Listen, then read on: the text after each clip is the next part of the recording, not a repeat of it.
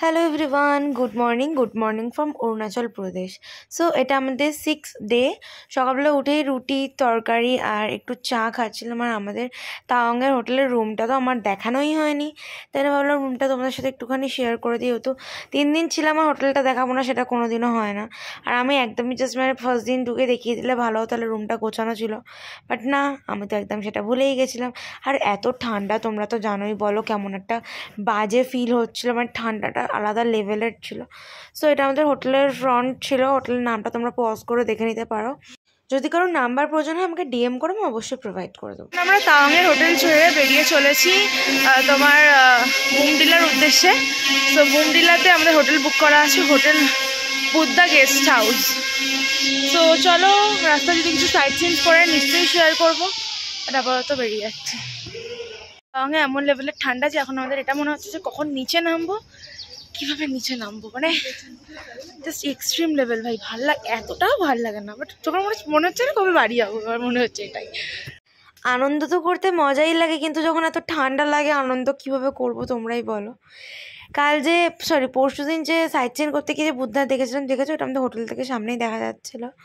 কি সুন্দর লাগছিল প্রাকৃতিক দৃশ্যটা, এত ভালো লাগছে তোমাদের বলে বোঝাতে পারবো না।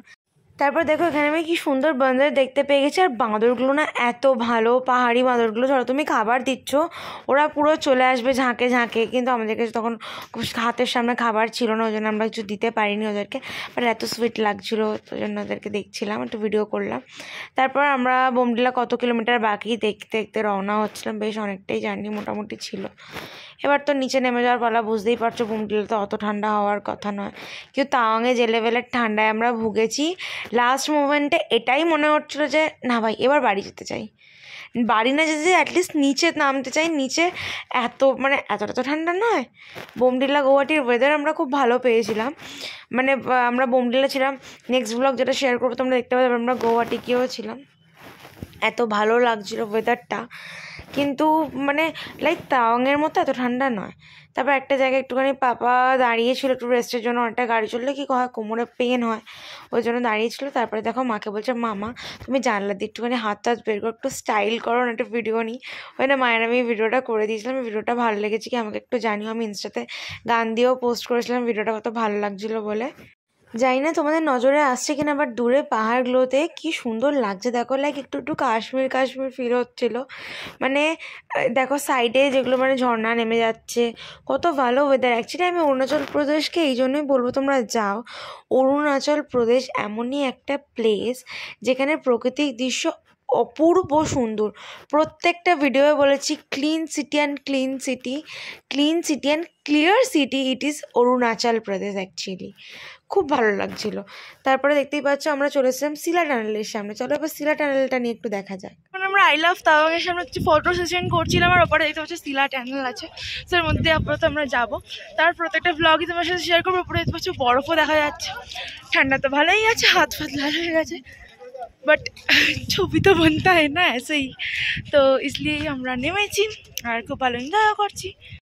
এর চারপাশে তোমরা দাঁড়িয়ে ছবি ক্লিক করতে পারো, বা তোমাদের ভিডিওস কাজ দেখতেও পারো। চোখে দেখার অনেক কিছু রয়েছে।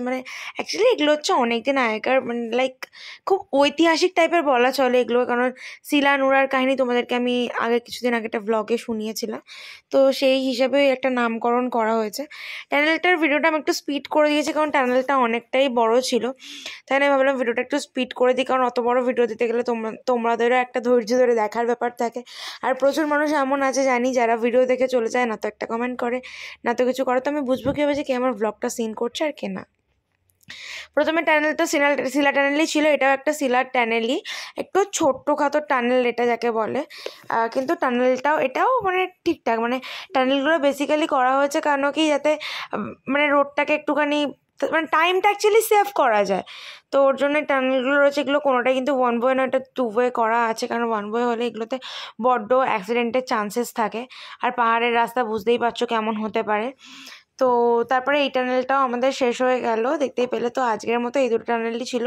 যারা শিলা পাস হয়ে যাবে তারা শিলা টানেল হয়ে যেতে পারবে না, যারা শিলা টানেল হয়ে যাবে তারা শিলা পাস হয়ে যেতে পারবে না। ওই জন্য আজকে আমরা ওপরে দেখতে পাচ্ছি অনেক একটু বরফ দেখতে পাচ্ছেন, যেহেতু আজকে ছিল শিলা পাসে বরফ, কিন্তু আমরা শিলা পাসে সেদিনকে কোনো বরফ পাইনি, উপরন্ত ঠান্ডা কনকনে হাওয়া পেয়েছিলাম।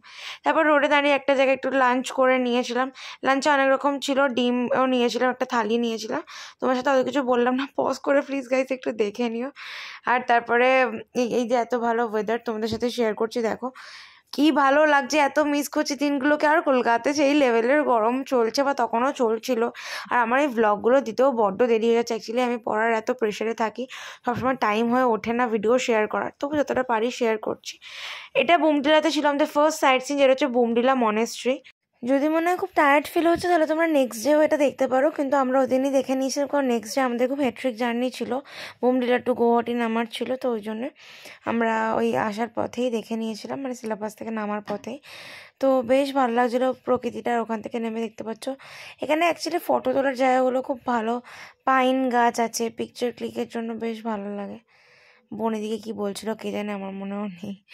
যাই হোক, তোমাদের কেমন লাগছে বলো দেখে। আর ওয়েদারটাও কতটা ভালো, দেখো মেঘগুলো কি সুন্দর নিচে নেমে এসেছে। তোমরা এই বোমডিলা মনেস্ট্রি আসলে তোমাদের সাথে শেয়ার করলাম, ওই যে মনেস্ট্রি, তাহলে তোমরা অবশ্যই এই জায়গাটায়, মানে ওই মনেস্ট্রি থেকে একটু আগিয়ে, মানে জাস্ট এইখানে আমাদের গাড়ি আছে, মনেস্ট্রির সামনে গাড়ি দাঁড় করিয়েছে, ঠিক এই জায়গাটাতে এই যে জায়গাটা প্লেসটা এটা আছে, এটা ভীষণই বিউটিফুল। তোমরা চাইলে ভিজিট করতে পারো, অবশ্যই ভালো লাগে। বনি ভালো লেগেছে? এই যে বনি ভালো আমার ক্যামেরাটা খুব ভালো হয়, ভালো ক্যামেরাম্যান। তো আপনারা ছবি দেখে অবাক হয়ে যাবেন, এত ভালো ভালো পিকচার্স ক্লিক করে, চাইলে কেউ বুকিং করতে পারেন। ভালো ছবি চাই না, হবো না, জাস্ট ঘুরতে এসেছি বলে ফটো ঠিক কথা, ঠিক কথা, কোনো দরকার নেই। ঠিক কথা, ঠিক কথা, একদম গুড। তো তোমরা জায়গাটা আসতে পারো, খুব ভালো লাগবে তোমাদের।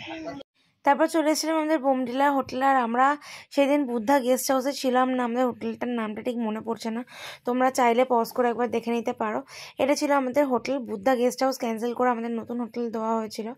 হোটেলটা ভীষণ সুন্দর ছিল, ভীষণ লাক্সুরিয়াস ছিল, দেখতে খুব ভালো লাগছিলো বেসিক্যালি। আর এখান থেকে বাইরের ওয়েদারটাও খুব ভালো লাগছিলো, ওয়াশরুমটাও ঠিকঠাক ছিল। আমি গিয়ে এমনি না, তাও আমাদের হোটেল দেখানো হয়, তো কী হয়েছে বুমডিলারটা দেখিয়ে দিই। তো বুমডিলারটা ওই জন্য ভালো করে তোমার সাথে শেয়ার করে দিয়েছি। দেখো এটাই ছিল আমাদের ওই দিনের বুমডিলার হোটেলটা। আর তোমাদের কেমন লাগলো হোটেলটা কেউ জানাতে বলো না। আমি তো বেশ হ্যাপি ফিল করছিলাম। আমার বোন তখন ঘাঁটছিল ফোন। হোটেলের রুম থেকে যেটা দেখা যাচ্ছিলো বাইরের দৃশ্য, সেটাই তোমাদের সাথে শেয়ার করছিলাম। আজকে ব্লগটা সেরকম কিছু দেখালাম না, মোটামুটি যতটুকু টাইম স্পেন্ড করতে পেরেছিলাম, যেভাবে যেখানে এখানে ঘুরেছি, ততটাই তোমাদের সাথে শেয়ার করলাম। আশা করছি তোমাদের ব্লগটা খুব খুব ভালো লেগেছে। তারপরে এখান থেকে বাজারটা একটু দূরে ছিল, ওই জন্য আমরা বিকালে স্ন্যাক্স কিছু খাইনি, ডিরেক্ট ডিনার করে নিয়েছিলাম। তো ভালো থেকো, সুস্থ থেকো। নেক্সট ব্লগ খুব তাড়াতাড়ি আসছে। Tata, bye bye.